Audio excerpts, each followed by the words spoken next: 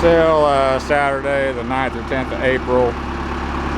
On this right rear, I found 3 small, very small pinhole leaks on the sidewall, 2 on the outer and 1 on the inner, and had about a half a gallon of Tireject up here.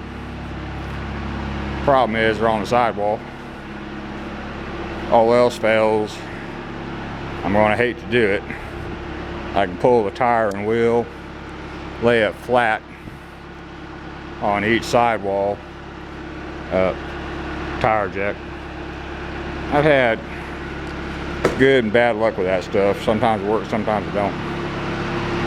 Anyway, what I'm doing right now, I got it up off the drivetrain. Just spin the tire slow under power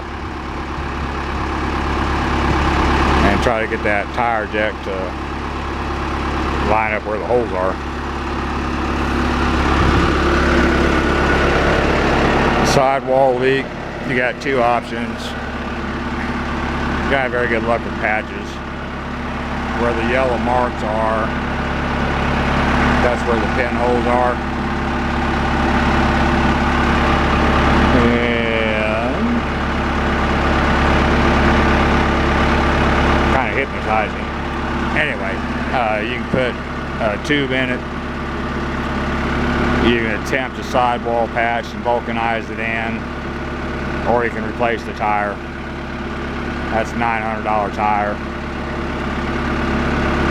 They're not in terrible shape, and I prefer not to do that, or keep putting air in the tire. I marked all the rims with the correct tire pressure, 28 on the back, 50 on the front.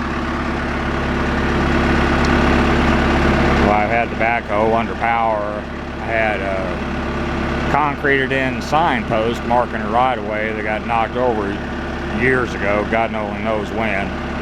Kind of been in my way all this time, so I took the backhoe down there and used the backhoe part to pick it up and drop it way down deeper in the woods, so I'm not having to mow around it no more.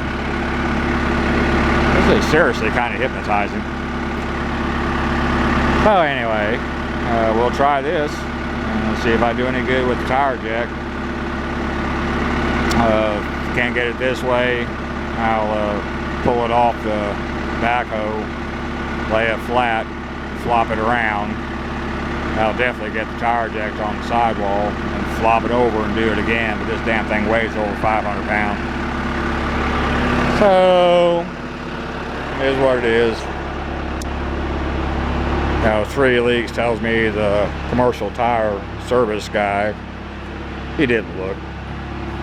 Now it took me 5 minutes with soapy water to find it. I really don't like people anymore. Anyway, that'll be the 3rd one for today.